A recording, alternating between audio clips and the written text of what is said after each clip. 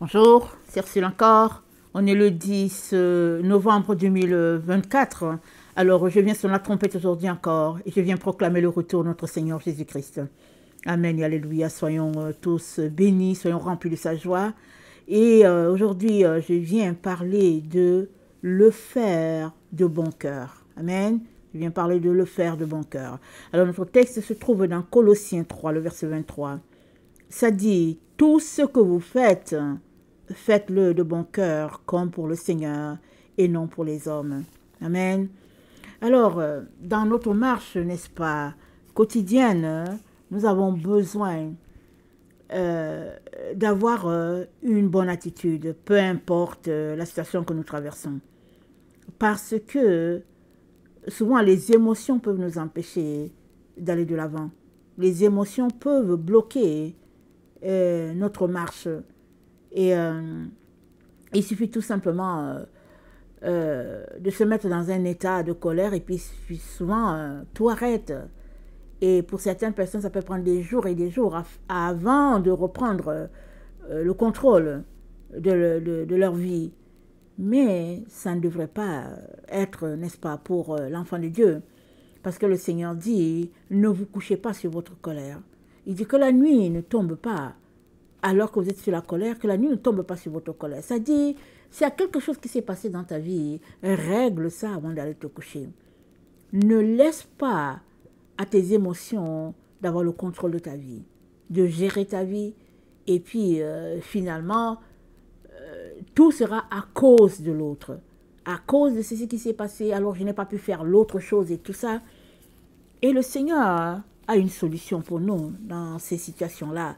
Parce que il nous a créé des êtres corps, âme et esprit, dont les émotions sont là, mais par notre attitude, on peut plutôt activer les émotions positives, ou bien on peut activer tout ce qui est encourageant, parce que la joie du Seigneur, c'est notre force. Ta force se trouve dans la joie du Seigneur. Une fois que tu es triste, souvent, c'est compliqué d'aller de l'avant. Alors, fais tout de bon cœur. Est-ce que c'est possible? On peut regarder ça pour dire, oh non, ce n'est vraiment pas possible.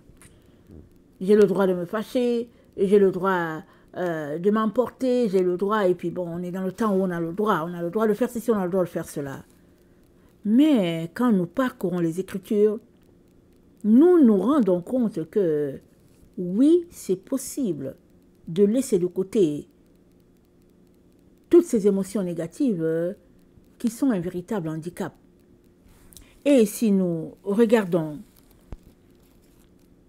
dans Colossiens 3, le verset 5, c'est dit, faites donc mourir les membres qui sont sur la terre, l'impudicité, l'impureté, les passions, les mauvais désirs, la cupidité, qui est une idolâtrie. Donc souvent, nos émotions négatives sont rattachées à quelque chose, et c'est quelque chose-là, ça peut être une idolâtrie. Alors, suppose que tu as un désir, et puis c'est un mauvais désir, selon Dieu. Exemple, tu as un désir d'aller dans un bar, ça c'est un mauvais désir. Et c'est dit, c'est une idolâtrie. Et qu'est-ce que c'est dit? C'est dit, faites donc mourir. Le don, ça vient comme en conclusion, parce que au verset 3, c'est dit, car vous êtes morts et votre vie est cachée en Christ. Une fois que tu t'engages à marcher avec Jésus, tu es en train de dire en même temps, Jésus, je meurs à ma vie. Jésus, je te donne le contrôle de ma vie. Ce n'est plus moi qui vis. Alors tout ce que je vais faire me sera dicté par toi, par ton Saint-Esprit. Voilà en quoi tu es mort. Alors si tu dis que tu marches avec le Seigneur Jésus et que c'est toi qui as plein contrôle de ton volant, il y a un problème. on voit ceux qui marchent avec le Seigneur quand ce n'est pas eux qui ont le volant et puis c'est Jésus. Il suffit juste de regarder la vie des disciples et de réaliser qu'ils avaient perdu le contrôle. C'est Jésus qui dirigeait leur vie. Et quand Jésus-Christ a été arrêté, on a vu la débandade. Ils étaient carrément perdus. Ils ne savaient plus où se retrouver parce que c'était Jésus-Christ qu'ils suivaient, qu'ils écoutaient et tout. Et Jésus-Christ leur a dit quoi? Il dit veillez et priez parce que les moments sont difficiles, parce que c'est une heure grave, veillez et priez. Ben, les trois avec qui il est parti, ils ont somnolé. Et ils n'ont pas tenu devant l'arrestation de leur maître, si bien que il a fallu plusieurs jours pour qu'ils se remettent. Jésus a été arrêté, il a été jugé, il est mort, il a été enseveli. Et puis, les disciples, ils vivaient dans la peur.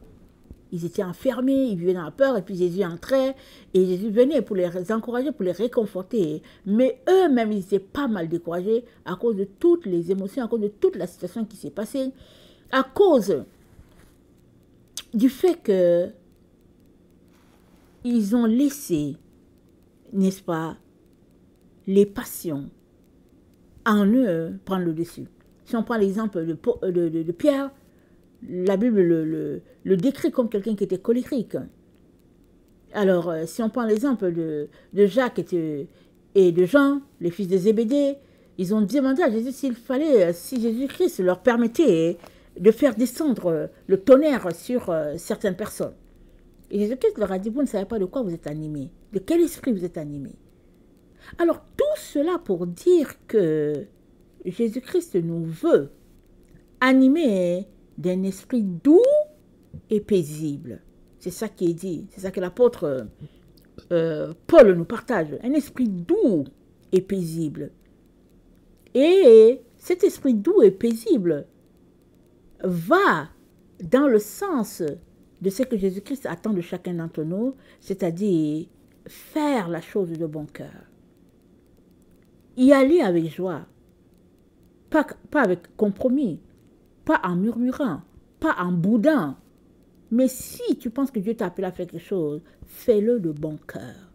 Fais-le avec joie, fais-le avec action de grâce, fais-le. Et c'est là que la joie du Seigneur sera ta force et elle te donnera de continuer de le faire encore et de faire encore. Alors, dans Philippiens 2, le verset 14, par rapport à faire la chose de bon cœur, nous lisons ceci. Philippiens 2, verset 14. Et ça dit, faites toutes choses sans murmure ni hésitation, afin que vous soyez irréprochables et purs, des enfants de Dieu irrépréhensibles, au milieu d'une génération perverse et corrompue, parmi laquelle vous brillez comme des flambeaux dans le monde, portant la parole de vie, et je pourrais me glorifier au jour du Christ de n'avoir pas couru en vain, ni travaillé en vain. Alors, selon ce test, faire quelque chose de bon cœur entre dans la sanctification, dans le processus de sanctification. Ça fait partie de notre sanctification. Parce que c'est dit, au verset 15, c'est dit, afin que vous soyez irréprochables, purs, des enfants de Dieu, irrépréhensibles. C'est-à-dire qu'on n'ait rien à dire. C'est ça, irrépréhensible. Des enfants de Dieu, irréprochables, purs. Et tout cela, c'est conséquence de celui-là qui fait la chose sans murmurer, sans hésiter. C'est-à-dire, il le fait de bon cœur, il le fait avec joie. Et la récompense de ça, c'est afin que vous brilliez comme des flambeaux. C'est ça qu'il dit. Il dit, c'est au verset 15. Il dit que vous soyez irrépréhensibles au milieu d'une génération perverse et que vous puissiez briller comme des flambeaux dans le monde, portant la parole de vie. C'est ça. Alors que tu fais la chose de bon cœur, tu représentes valablement ton Seigneur. Tu es l'ambassadeur du royaume des cieux. Parce que dans le royaume des cieux, tout est sous la volonté de Dieu et puis tout est fait de bon cœur. Tu ne vas pas entendre quelqu'un du ciel qui va te dire « Oh, je suis triste et puis bon, je murmure parce que voilà ce qui s'est passé. » Non, non, non. C'est une autre façon de fonctionner. Et le Seigneur aimerait que, alors que nous disons lui appartenir, il aimerait déjà qu'on puisse être imprégné de ce caractère-là en nous parce que ça a beaucoup d'avantages. Beaucoup, beaucoup d'avantages. Et malheureusement, ça ne vient pas comme par un coup de bâton magique, parce qu'il n'y a rien qui est comme la magie, n'est-ce pas? C'est un travail. Il y a d'abord la volonté, et il y a la discipline, il y a le fait que la Bible dit « Travaillez à votre salut avec crainte et tremblement ». Donc, le travail, ce n'est pas le fait d'aller quelque part et puis de te rémunérer. Généralement, aujourd'hui, quand tu vas quelque part et que tu es rémunéré, on dit, bon là, il travaille, il gagne tant, il gagne ceci. Mais devant Dieu, le travail, ça ne se mesure pas comme le monde mesure le travail. Devant Dieu, tout le monde est appelé à travailler et le travail, ce n'est pas forcément défini selon la valeur du monde. Si tu es dans ton temps de prière, tu es en train de travailler. Si tu es en train de lire ta parole, tu es en train de travailler. Si tu es en train d'encourager quelqu'un, tu es en train de travailler. Parce que ça, ce sont les critères de Dieu. C'est les critères du travail chez Dieu. Et il te dit, c'est dit, afin que tu puisses être trouvé juste par le Seigneur. C'est ça, c'est dit. Une génération des enfants de Dieu irrépréhensibles au milieu d'une génération perverse et corrompue, parmi lesquels vous brillez comme un flambeau dans le monde portant la parole de vie. Notre responsabilité, c'est de briller. Et pour cela, Dieu nous indique le chemin. Faire tout de bon cœur. Arrêter de murmurer, de se plaindre. Et laisser Dieu être pleinement Dieu dans nos différentes vies. C'est à cela que nous sommes appelés. Et ce n'est pas parce qu'aujourd'hui tu n'as pas réussi à observer ces choses-là que tu es un échec. Si aujourd'hui tu n'as pas réussi, ce n'est pas grave. Demain tu réussiras. Si demain tu n'as pas réussi, après-demain tu réussiras. Parce que c'est une marche. C'est d'abord une volonté et c'est une marche. Ce désir qui t'anime de vouloir faire plaisir à ton Dieu et à lui seul. Ce désir-là va te donner de laisser de côté les œuvres de la chair et d'embrasser les choses de l'esprit. Alors, dans Proverbe 4, le verset 18, Proverbe 4, le verset 18, voilà ce qui est dit. Proverbe 4, le verset 18.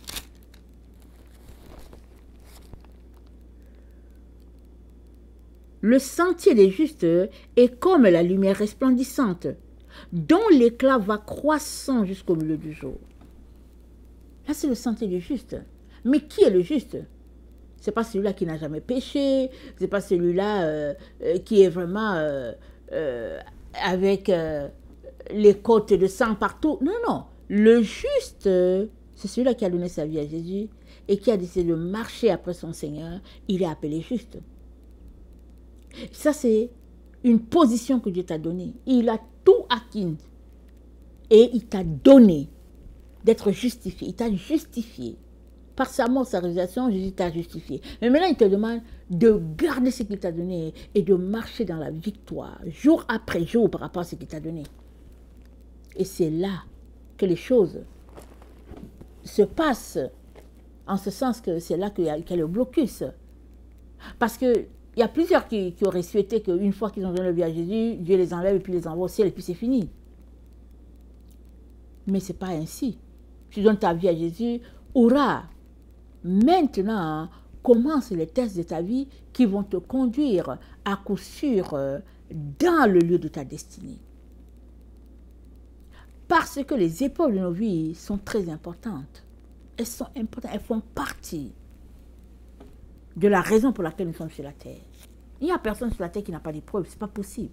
Il n'y a que ceux-là qui ont des épreuves et qui essaient de le contourner, mais il n'y a personne qui n'a pas d'épreuve.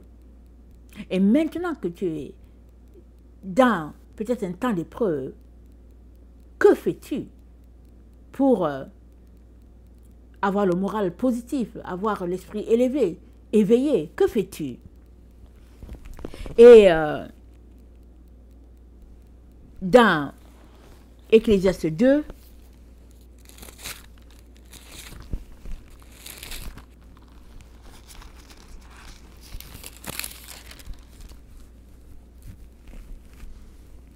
le verset 18, excusez-moi,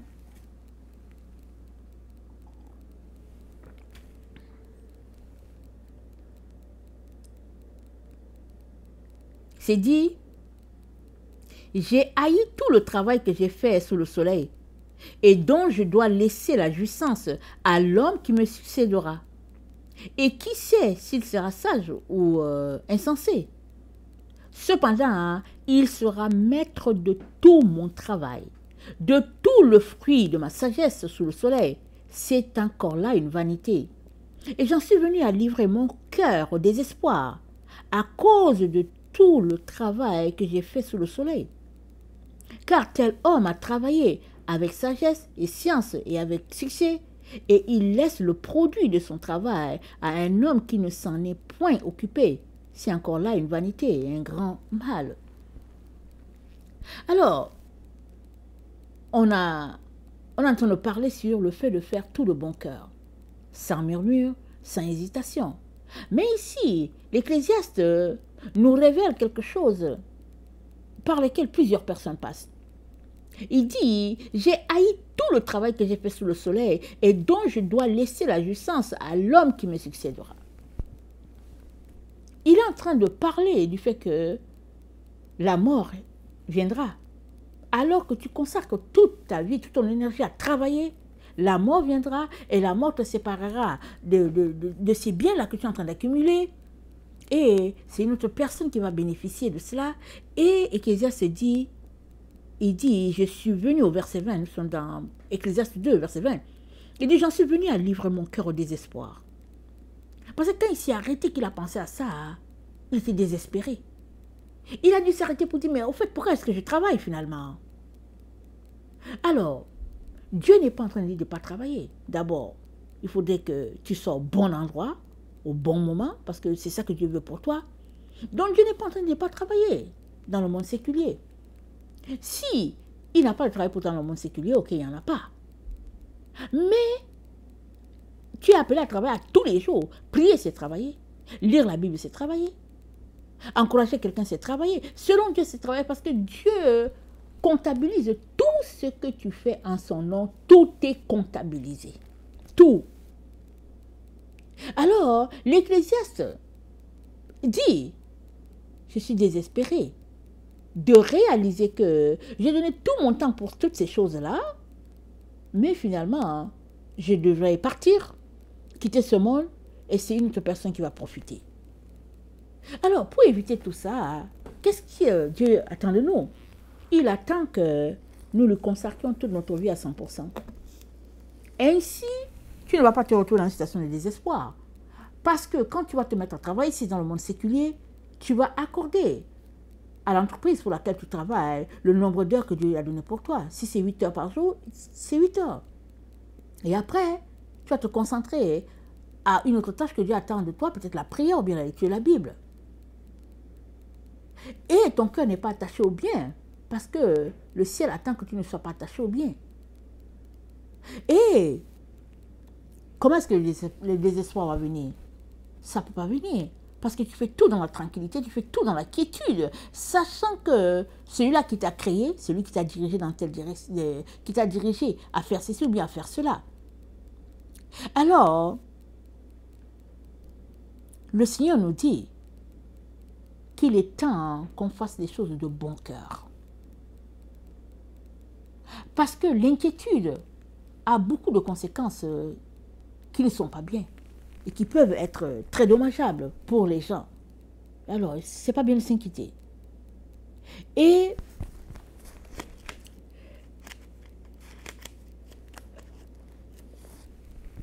dans le verset 22, nous sommes dans Ecclésiaste 2, le verset 22, c'est dit « Que revient-il en effet à l'homme de tout son travail et de la préoccupation de son cœur, objet de ses fatigues sous le soleil ?» Il se questionne, mais ça sert à quoi tout cela? C'est ça qui se questionne. Rappelons que Jésus n'était pas encore venu, n'est-ce pas? Et quand bien même Jésus soit venu, il y a encore des gens qui sont attachés, qui disent aimer le Seigneur, mais qui sont attachés aux choses de ce monde, et souvent plus que le Seigneur.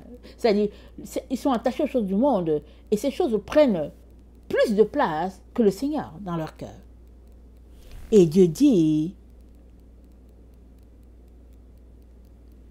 par la bouche de l'Ecclésiaste, que revient-il en effet à l'homme de tout son travail et de la préoccupation de son cœur? Ça sert à quoi de préoccuper, de laisser ton cœur se troubler?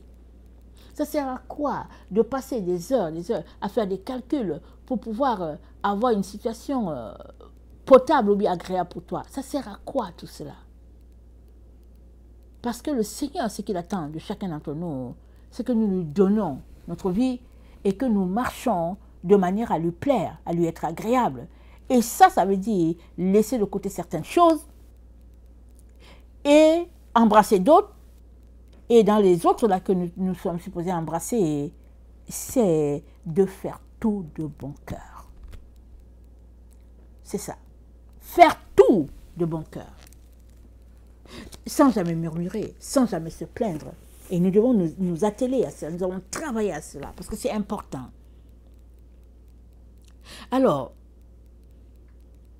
parce que quand ton cœur est trouble, alors cela peut entraîner le désespoir, cela peut entraîner l'inquiétude, cela peut entraîner beaucoup de choses. Mais c'est que Dieu attend de chacun de ses enfants, c'est que ces derniers puissent bâtir et maintenir leur relation avec Dieu de manière à ce que rien ne puisse venir les perturber. Alors tout se trouve dans ta volonté de bâtir afin d'être en parfaite communion avec ton Père. Tout est là. Alors, je viens nous encourager à regarder, à faire un bref regard sur nos activités à tous les jours. Qu'est-ce que nous faisons? Sommes-nous joyeux? Sommes-nous des personnes qui murmurons toujours, qui nous plaignons toujours de quelque chose? Sommes-nous ce type de personnes? Si c'est le cas, il est important de laisser tout ça tomber. De laisser tout ça tomber et de se concentrer à aimer son Dieu. Parce que tout se trouve en lui. Il est l'auteur de nos vies et il est capable de nous aider alors que nous ne nous sentons pas capables de ne pas murmurer, alors que nous ne nous sentons pas capables d'avancer. Il nous demande de tout lui donner, de tout laisser à ses pieds. Parce que lui seul est capable de nous aider à changer ce qui doit être changé. Alors, la manière avec laquelle tu organises ton temps, ta discipline, tout ce que tu fais là, autour de tes activités ou bien ton activité principale, il est important que tu le fasses de bon cœur. Tu éviterais de dresser des digues, des barrières. Tout cela serait évité. Et la gloire de Dieu se manifestera. Pourquoi? Parce que Dieu est parfaitement glorieux en chacun de ses enfants. Que le Seigneur bénisse sa parole. Maranatha, Jésus revient. Amen et alléluia. Amen.